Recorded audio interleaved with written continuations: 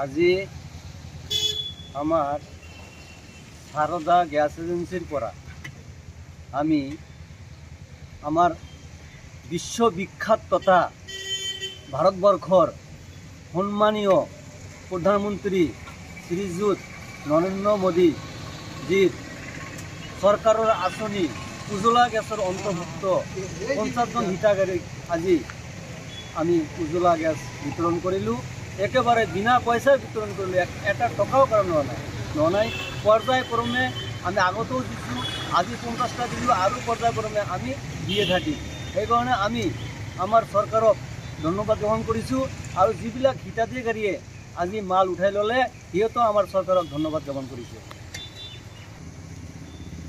আৰু যিসকলে ration card থকা সত্ত্বেও আজিলৈকে গেছ পোৱা নাই সিহঁতক আমি আহ্বান জনাইছোঁ, আপোনালোকে এই উজ্জ্বলা গেছৰ অন্তৰ্ভুক্ত হওক, বিনামূলীয়াকৈ আপোনালোকে গেছ লওক।